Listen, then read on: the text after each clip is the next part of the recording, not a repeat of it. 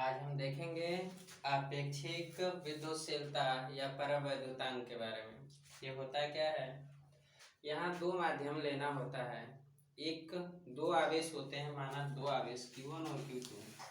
यहाँ पे Q1 और Q2 दो आवेश हैं और इन आवेशों के बीच जो माध्यम होगा, एक बार लेते हैं वायु अथवा निर्वात। इस समय जो है यह इसमें कोई माध्यम जो है जैसे मोम, कांच, ये सारा माध्यम रखा जाए तो उस समय लगने वाला बल क्या होगा, अर्थात निर्वात के स्थान पर हम कोई माध्यम रखते हैं तो इस टाइम लगने वाले बल का मान क्या होगा।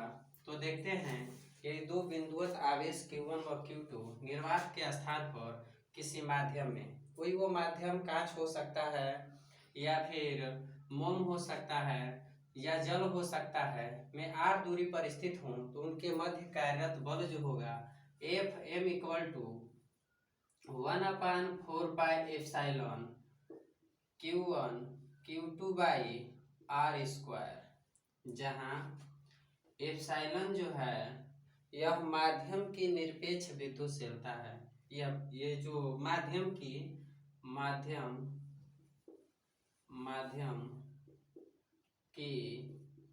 निरपेक्ष विद्युतशीलता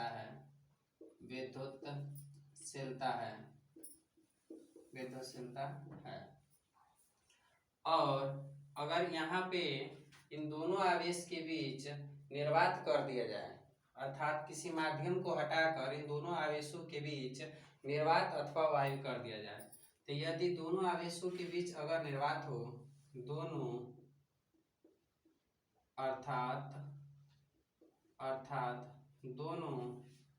आवेशों के मध्य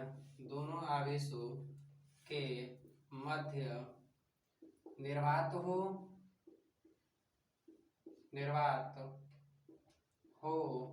तो कार्यरत बल, तो लगने वाला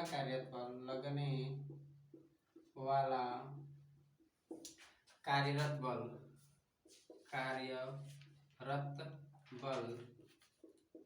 F equal to 1/4πε0 Q1 Q2 by r square, Coulomb के नियमानुसार। यहाँ देखेंगे, इसको समीकरण 1 मानेंगे और ये समीकरण हो जाएगा 2। अब करते क्या हैं कि यहाँ से जो है समीकरण 2 में समीकरण 1 से भाग देते हैं, तो यहाँ F यहाँ लिखेंगे समीकरण 1 और 2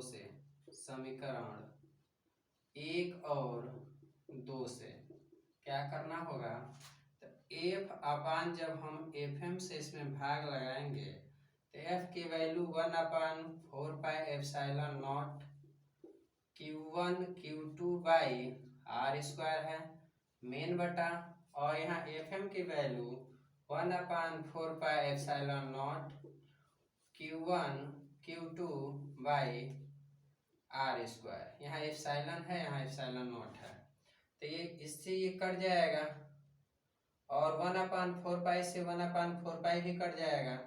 बचेगा क्या, यहाँ F equal to F upon Fm equal to epsilon upon epsilon nought. यहाँ एप्सिलॉन और एप्सिलॉन नॉट यह माध्यम की विद्युतशीलता है और यह निर्वात की विद्युतशीलता है। तो यहाँ लिखेंगे माध्यम की विद्युतशीलता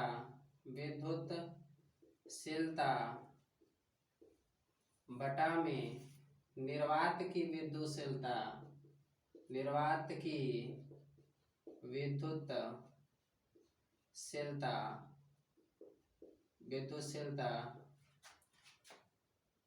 के अनुपात को ही हम आपेक्षिक विद्युतशीलता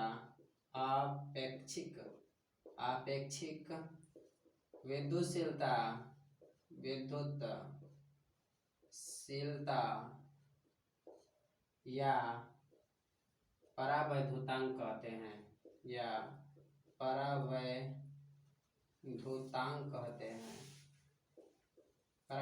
कहते हैं, अर्थात epsilon upon epsilon not equal to epsilon R हो जाएगा। तो यहाँ एप्सिलॉन का मान निकालेंगे तो यहाँ पे epsilon not into epsilon R हो जाएगा।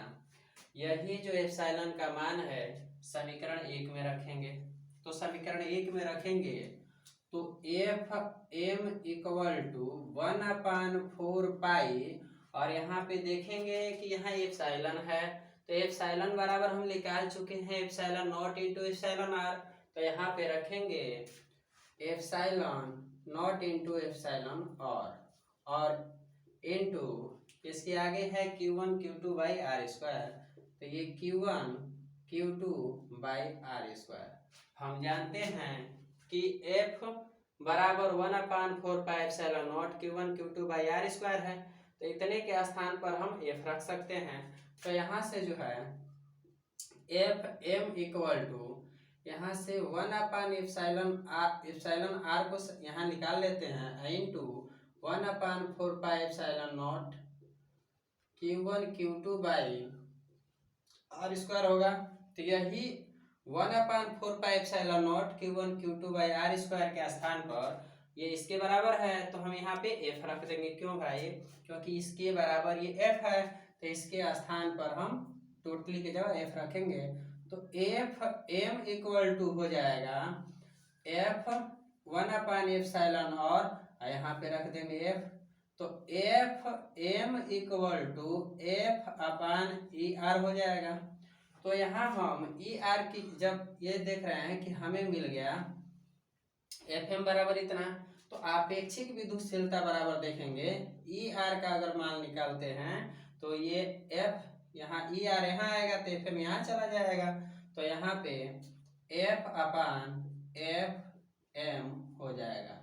अर्थात निर्वात में लगने वाला बल और माध्यम में लगने वाले बल के अनुपात को ही हम आपेक्षिक विद्युतशीलता या परावैद्युतांक कहते हैं। सबसे पहले हम देख लेते हैं यहाँ पे आपेक्षिक विद्युतशीलता क्या होती है। माध्यम की विद्युतशीलता और निर्वात की विद्युतशीलता के अनुपात को ही आपेक्षिक विद्युतशीलता या परावैद्युतांक कहते हैं। एक बार फिर से देख लेते हैं। माना दो आवेश हैं एक दूसरे से स्मॉल r दूरी पर रखे हुए हैं, उसमें निर्वात के स्थान पर अगर कोई माध्यम रख दिया जाए, यानी माध्यम क्या होना चाहिए? कांच हो या फिर मोम हो या फिर जल हो, इन कोई तीनों में से या कोई भी यहाँ पे माध्यम रख दिया जाए तो माध्यम जब रखेंगे तो उन दोनों आवेशों के बीच कार्यरत जो बल होगा एफ एम का मतलब कि ये माध्यम में लगने वाला बल है। तो 1/4 pi epsilon Q1 Q2 by are square. Epsilon क्या है भाई? तो एप्सिलॉन जो है माध्यम की निरपेक्ष विद्युतशीलता है। एप्सिलॉन माध्यम की निरपेक्ष विद्युतशीलता है। दोनों आवेशों के मध्य लगने वाला यानी दोनों आवेशों के मध्य निर्वात यानी दोनों आवेशों के बीच अगर निर्वात हो तो लगने वाला बल F बराबर 1/4 pi epsilon nought Q1 Q2 by are square होगा। हम क्या करते हैं? समीकरण 2 में समीकरण 1 से भाग लगा देते हैं। तो F में जब FM से भाग करेंगे तो F अपान FM, F की वैल्यू यहाँ से रख दिए और FM की वैल्यू जो है FM की वैल्यू यहाँ से रख दिए और F की यहाँ से। तो जब हमने रखा तो यहाँ देख रहे थे ये सेम था, ये कट गया, 4 पाई से 4 पाई कट गया तो F upon FM equal to E upon epsilon nought होता है। हम जानते हैं कि माध्यम की विद्युतशीलता और निर्वात की विद्युतशीलता के अनुपात को ही हम आपेक्षिक विद्युतशीलता या परावैद्युतांक कहते हैं। यहाँ पे देखेंगे E epsilon upon epsilon not equal to आपेक्षिक विद्युतशीलता या परावैद्युतांक।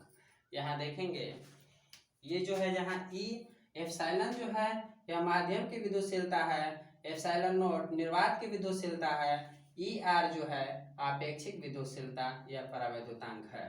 तो हम यहाँ से एप्सिलॉन का मान निकालेंगे तो E R epsilon not into epsilon R हो जाएगा। यहाँ एफ एम हम देख रहे हैं कि एफ एम इक्वल टू यहाँ समीकरण 1 से देखेंगे कि F M equal to 1/4 pi epsilon है। तो एप्सिलॉन का मान जो है यहाँ समीकरण 1 में हम रख दे रहे हैं, अर्थात समीकरण 1 से तो समीकरण 1 से देखेंगे तो यहाँ पे रखेंगे epsilon not into epsilon R. तो यह यहाँ रखें Q1 Q2 by are square अब हम चूंकि इसको ई आर 1/ER को अलग, एप्सिलॉन नॉट को अलग कर लिए, 1/4πε0 Q1 Q2 by are square हुआ। तो इसके स्थान पर हम देख रहे हैं कि F बराबर 1/4πε0 Q1 Q2 by are square है, तो इसके स्थान पे हमने रख दिया F। तो इस पूरे के स्थान पे F रख दिए, तो यहाँ FM बराबर F/ER या ER का मान निकालेंगे, एप्सिलॉन और का मान निकालेंगे, तो एप्सिलॉन और इक्वल टू F/FM होगा। तो इस तरह से हम लोग समझे आपेक्षिक विद्युतशीलता या परावैद्युतांक यानी माध्यम की विद्युतशीलता एप्सिलॉन और निर्वात की विद्युतशीलता एप्सिलॉन नॉट के अनुपात को ही हम आपेक्षिक विद्युतशीलता या परावैद्युतांक कहते हैं।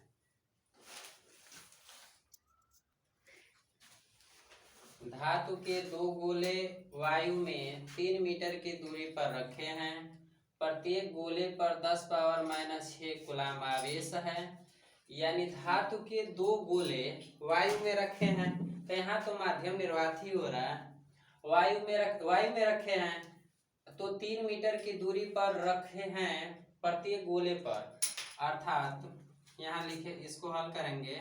पहला क्वेश्चन, पहला कह रहा है कि गोलों के बीच कार्यरत स्थिर विद्युत प्रतिकर्षण बल का मान क्या होगा।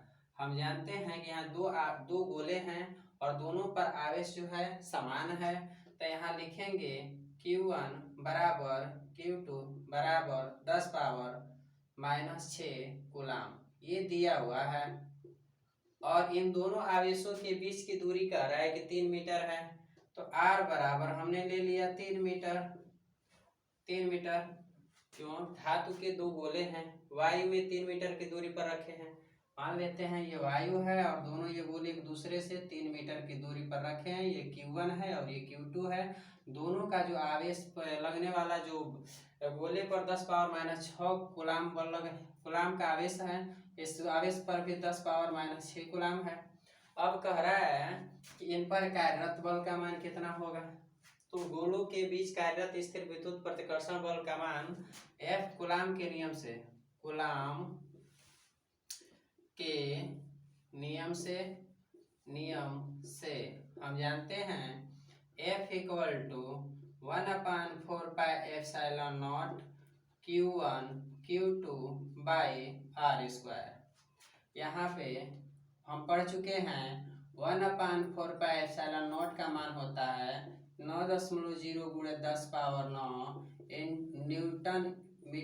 न्यूटन इंटू मीटर स्क्वायर प्रति कूलाम स्क्वायर। तो हम यहाँ से 1/4πε0 का मान रखेंगे, तो F इक्वल टू 9.0 × 10 पावर, ये 9 हो जाएगा।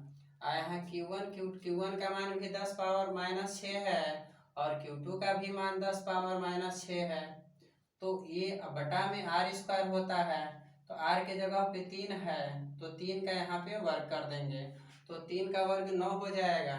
तो F इक्वल टू 9.0 × 10⁻9 इंटू 10⁻⁻6 -12 हो जाएगा, और ये तितली के 9 हो जाएगा, ये 9 से 9 कट जाएगा, और F इक्वल टू आपका हो जाएगा 10⁻9 है, 10⁻9 इंटू 10⁻−12। गुणा की क्रिया में आधार समान हो तो घाते चूटिया घट जाती है। तो यहाँ पे जो है 10 पावर आपका -9 -12 है, तो ये घटेगा 9 में से -12 घटेगा, तो 10⁻−3 आएगा। तो यहाँ F की वैल्यू आया F इक्वल टू 10⁻−3 न्यूटन। अर्थात लगने वाला जो प्रतिकर्षण बल होगा उसका मान 10⁻−3 न्यूटन होगा।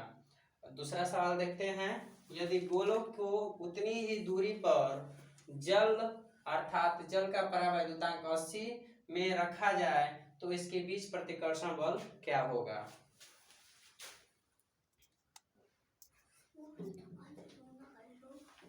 कह रहे यदि गोलों को उतनी ही दूरी पर जल अर्थात परावैद्युतांक बराबर 80 दिया है में रखा जाए तो इनके बीच प्रतिकर्षण बल क्या होगा। हम जानते हैं कि यहाँ Fm का मान चूंकि निकाल चुके थे, F वायु में इसका मान 10⁻−3 न्यूटन था, तो यहाँ पूछ रहा है कि माध्यम में अर्थात यानी यदि गोलों को उतनी ही दूरी पर जल में रखा जा रहा है तो यहाँ माध्यम क्या लिया गया है, जल। मैं बताया कि दोनों आवेशों के बीच जो माध्यम रखा जाता है तो वह जल रखा जाएगा, नहीं तो कांच, मोम, ऐसे सब इसी प्रकार के जो है हम माध्यम रखेंगे। तो यहाँ जल ले रहे हैं तो यहाँ पे लगने वाला जो बल होगा वो जल में होगा। तो एफ जल इक्वल टू हम पढ़ चुके हैं एफ वायु और बटा में एप्सिलॉन और, क्योंकि यह माध्यम में जल माध्यम में जो है लगने वाला बल है और ये वायु में लगने वाला बल है। और ये हम देख रहे हैं कि एफ वायु में इसका मान जो है 10⁻³ न्यूटन निकाल चुके हैं। तो एफ जल अर्थात माध्यम में लगने वाला बल जो होगा 10⁻³ है और यहाँ पे दिया है परावैद्युतांक 80 दिया है। तो हम करते क्या हैं कि एफ जल इक्वल टू यह 1 में इसको 80 को लिख सकते हैं 8 × 10 और ऊपर पहले से ये है 10⁻³ ये 10 ऊपर जाएगा तो 1 में 8 × 10⁻³ है। ये ऊपर जाएगा तो इसकी घात कुछ नहीं है तो क्या है 1 है और ये ऊपर जाएगा तो 10⁻⁻1 हो जाएगा। अब क्या करते हैं 1/8 गुणे घातों को आपस में जोड़ देते हैं, गुणा क्रिया में धार समान हो तो -3 और -1 माइनस कितना हो जाएगा 4 हो जाएगा। अब 1 में जो है हम 8 से भाग लगा लेते हैं, भाग नहीं जाएगी, यहाँ 1 उतारे फिर यहाँ पे 0 बढ़ा दिए और दशमलव दिए, यहाँ 0 बढ़ गया, एक बार भाग जाएगी 8 एकम में 8 और यहाँ 2 बच जाएगा, पुनः 0 बढ़ाएंगे 8 × 16 और यहाँ पे 4 बच गया, 0 बढ़ेगा 8 × 5 = 40। तो हम देखेंगे कट गया तो कितनी बार में कट गया 1/8। 1 में जब हम 8 से भाग किए तो 1.1225 आया इंटू 10⁻⁻4। तो यहाँ F जो है जल में लगने वाला यानी दोनों यानी माध्यम रखा हो तो माध्यम में लगने वाला बल जो होगा 0.125 × 10⁻⁻4 न्यूटन होगा।